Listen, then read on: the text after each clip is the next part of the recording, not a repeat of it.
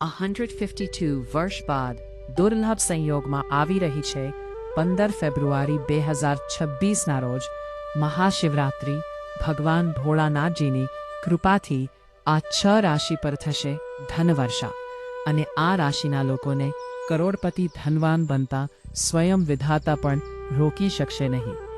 જી હા મિત્રો, 15 ફેબ્રુઆરી 2026ના રોજ મહાશિવરાત્રિના પવિત્ર દિવસે વર્ષનો સૌથી મોટો શિવયોગ બનવાનો છે। આ કોઈ સામાન્ય શિવરાત્રિ નથી, બલકે આમાં 6 એવી રાશિઓ હશે જેમનું ભાગ્ય સંપૂર્ણપણે બદલાઈ જશે, કારણ કે ફેબ્રુઆરી 2026માં તમે દેવાધિદેવ મહાદેવની અસીમ કૃપાના સાક્ષી બનશો। હા મિત્રો, આ પવિત્ર પર્વ 15 ફેબ્રુઆરીએ એટલે કે મહાવધાતેરસના દિવસે થશે અને આ કોઈ સામાન્ય ઘટના નથી, કારણ કે આ દિવસે ગ્રહોની ચાલમાં મોટો ફેરફાર થવાનો છે અને વિશેષ કરીને તેની ઊંડી અસર તમારી રાશિઓ પર પડશે। હા મિત્રો, કેમ કે આ મહાશિવરાત્રિને મહાસંયોગ તરીકે ઓળખવામાં આવે છે। તમે શિવ ભક્તિના અદ્ભુત નજારા તરીકે તેને જોઈ શકશો। આ જ કારણે આ મહાશિવરાત્રિની રાહ ફક્ત ભક્તો જ નહીં, પરંતુ જ્યોતિષીઓ પણ આતુરતાથી જોઈ રહ્યા છે। પંચાંગ અનુસાર આ વખતે ફેબ્રુઆરી માસમાં આ દુર્લભ યોગ બનશે અને આ વર્ષ 2026ની સૌથી શક્તિશાળી શિવરાત્રિ હશે।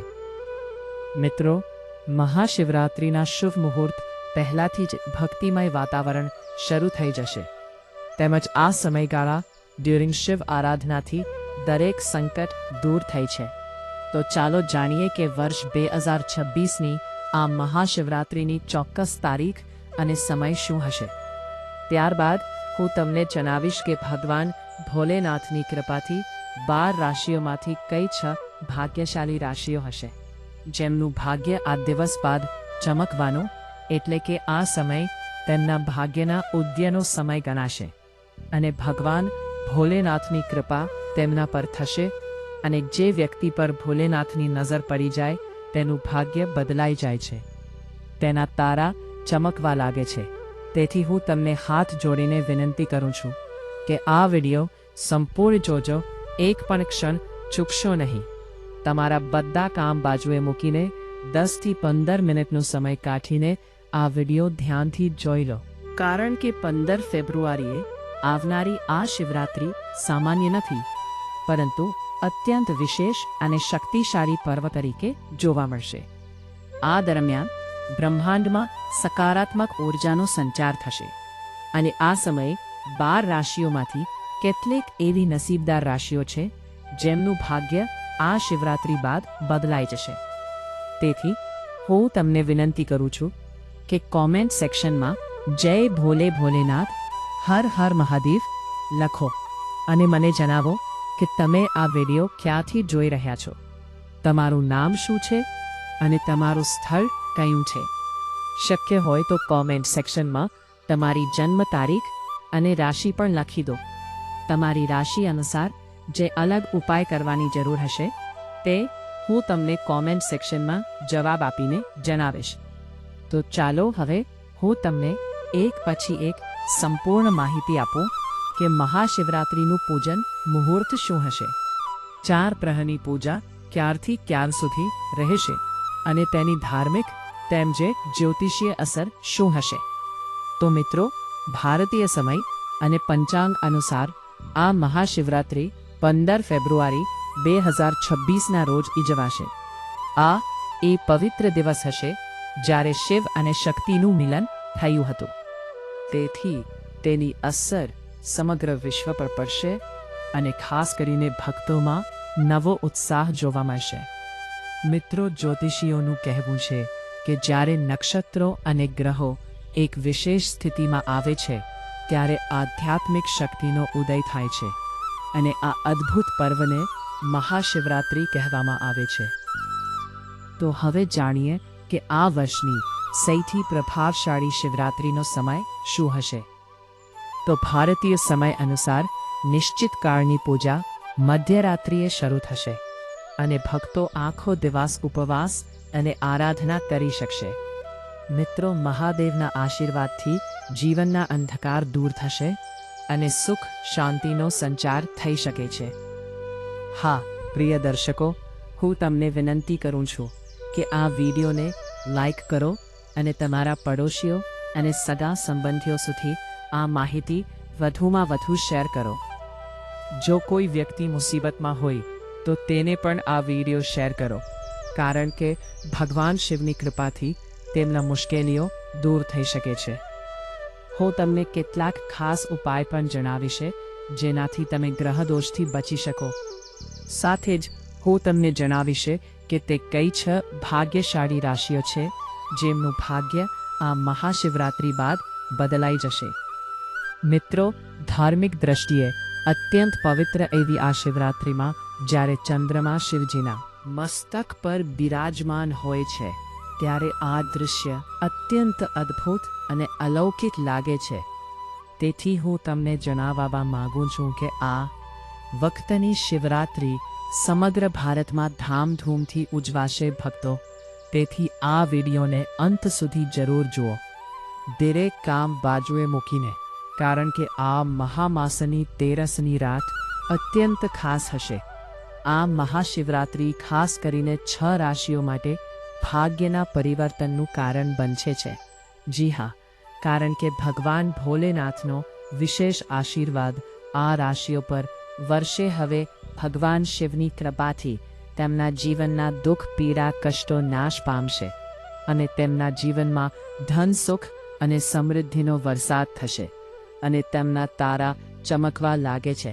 તો મિત્રો, આ નસીબદાર અને ભાગ્યશાળી રાશિઓ કઈ છે તે હું તમને જણાવું, પરંતુ તે પહેલાં ફરી એકવાર વિનંતી છે કે કોમેન્ટ સેક્શનમાં હર હર મહાદેવ જરૂર લખો, કારણ કે આ વિડીયો ચૂકો નહીં. આ સામાન્ય વિડીયો નથી. આ શિવરાત્રિ તમારી રાશિઓ પર અમુક અસર જરૂર લાવશે, પણ 6 રાશિઓ ખાસ ભાગ્યશાળી હશે. આ વખતનો સહયોગ સૌથી મોટો અને ખાસ હશે, જેનો સમય જ્યોતિષ વૈદિક ગણના અનુસાર 5262 વર્ષ બાદ આવ્યો છે. હું તમને જણાવવા માંગુ છું કે આ મહાશિવરાત્રિના દિવસે દૈવીય શક્તિઓ પોતાની ચરમસીમાએ હોય છે અને આ દિવસે કરેલા ઉપાયો ક્યારેય નિષ્ફળ જતા નથી. તો ચાલો હવે જાણીએ કે તે કઈ 6 ભાગ્યશાળી રાશિઓ છે.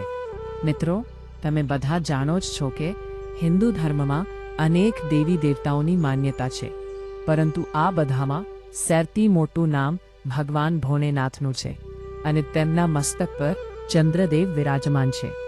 મિત્રો, ભગવાન ભોલેનાથ તે વ્યક્તિ પર પૂર્ણ રીતે મહેરબાન થાય છે જે નાનો ઉપાય પણ કરે છે. તેને ક્યારેય મુશ્કેલી આવવા દેતા નથી. તેથી આ મહાશિવરાત્રિ આવી રાશિઓ માટે ખુશીઓ લઈને આવી છે. તો તમે બધા મીઠાઈ વહેંચવા તૈયાર થઈ જાઓ, કારણ કે આ રાશિઓમાં તમારી રાશિ પણ હોઈ શકે છે. તો ચાલો એક એક કરીને બધી રાશિઓ વિશે જણાવો. મિત્રો, ફરી યાદ અપાવો કે જો તમે હજી સુધી આ વિડીયોને લાઈક નથી કર્યો તો કૃપા કરીને લાઈક કરો અને કોમેન્ટ સેક્શનમાં હર હર મહાદેવ જરૂર લખો. તો મિત્રો, સૌથી પહેલી ભાગ્યશાળી રાશિ છે મેષ. હા મિત્રો, આ મહાશિવરાત્રિ બાદ ભગવાન ભોલેનાથનો પહેલો આશીર્વાદ મેષ રાશિવાળાઓને મળશે, જેમનું ભાગ્ય હવે બદલાવાનું છે અને બંધ નસીબનું તાળું હવે ખુલશે. વેપારમાં જેમની જબરજસ્ત તરક્કી થશે તે છે મેષ રાશિ. જી હા, ભગવાન ભોલેનાથની કૃપાથી તમારા જીવનમાં અનેક રસ્તાઓ ખુલશે, ધનની પ્રાપ્તિ થશે અને આ શિવરાત્રિ બાદ તમે જે નવો વેપાર શરૂ કરશો તેમાં સફળતા નિશ્ચિત મળશે. જ્યોતિષ અને વૈદિક ગણના અનુસાર આ પર્વ બાદ મેષ રાશિવાળાઓને સમાજમાં માન સન્માન મળશે, તમારી પ્રતિષ્ઠા વધશે. એટલે મેષ રાશિના જાતકોએ આ દિવસે શિવલિંગ પર મધ અને કાચા દૂધથી અભિષેક કરવો જોઈએ. આ ઉપાયથી તમારી આર્થિક તંગી દૂર થશે. મિથુન. તો મિથુન રાશિવાળાઓ માટે સ્પષ્ટ જણાવવામાં આવે છે કે આ મહાશિવરાત્રિ બાદ તમારી નોકરી લાગી શકે છે. જો તમે હાલ નોકરીમાં છો તો તમે નિશ્ચિત પ્રમોશન મળશે. તમારું ભાગ્ય પ્રબળ થવાનો સમય આવી ગયો છે. નવગ્રહો તમારો સાથ આપવા લાગશે.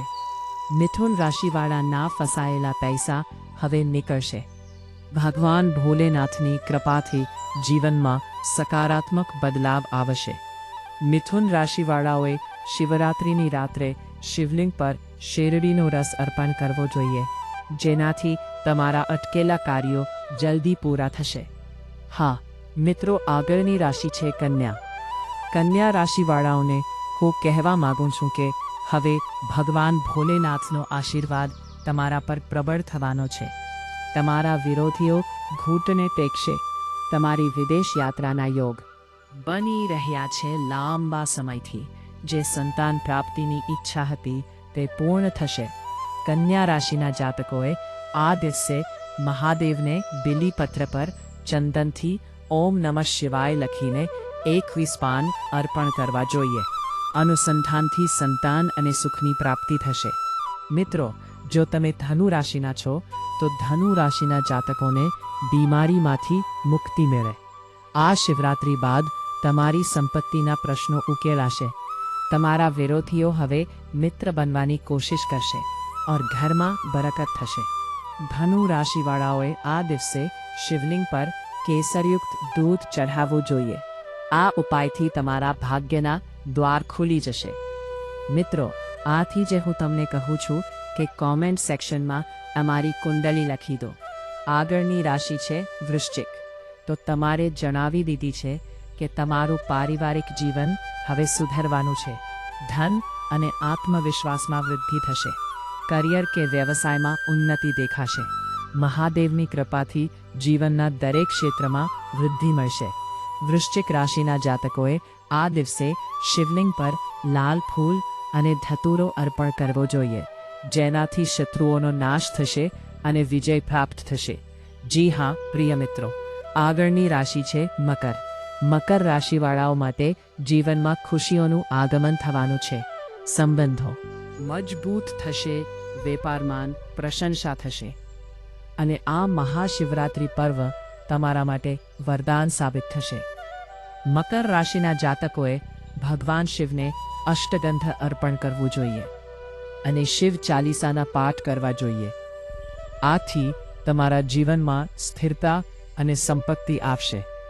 તેજસ મિત્રો, શિવરાત્રિના દિવસે બધાએ એક ખાસ ઉપાય કરવાનો છે. રાત્રે 12 વાગ્યે મહાદેવની સામે ઘીનો દીવો પ્રગટાવીને ઓમ નમઃ શિવાય મંત્રની 11 માળા કરવી. આથી તમારી કોઈ પણ અધૂરી ઈચ્છા 24 કલાકમાં પૂરી થવા લાગશે. ભગવાન શિવ ભોળા છે અને તેઓ માત્ર એક લોટા જળથી પણ પ્રસન્ન થઈ જાય છે. તેથી ભક્તિભાવથી પૂજા જરૂર કરજો. હા મિત્રો, કારણ કે હવે મકર રાશિવાળાઓ માટે જીવનમાં ખુશીઓનું ધમાકેદાર આગમન થવાનું છે. હવે તમે એક નવા જ વાતાવરણમાં પ્રવેશ કરશો, જેનાથી તમારા જીવનમાં સકારાત્મકતાનો પૂર આવશે. સંબંધો પહેલા કરતાં વધુ મજબૂત અને મધુર બનશે અને સમયસર તમને કરિયરમાં એવી નવી રાહ દેખાશે જેની તમે કલ્પના પણ નહીં કરી હોય. કાર્યક્ષેત્રમાં કોઈ મોટો નિર્ણય લેવામાં તમને મહાદેવની સીધી સહાય મળશે. પડખે ઊભા રહેશે. આ મહાશિવરાત્રિ બાદ તમને કોઈ નવો અત્યંત વિશ્વાસુ સાથી કે વ્યવસાયિક મિત્ર મળી શકે છે, જે તમને જીવનભરનો સાથ આપશે. તેમ જે ભગવાન શિવની કૃપાથી તમારા અટકેલા સરકારી કામો પણ ચપટી વગાડતા પૂરા થઈ જશે. હા મિત્રો, હવે વાત કરીએ આગળની નસીબદાર રાશિની, તો તે છે કુંભ રાશિ. કુંભ રાશિના જાતકો માટે આ 152 વર્ષ પછીનો સંયોગ વરદાન સાબિત થશે.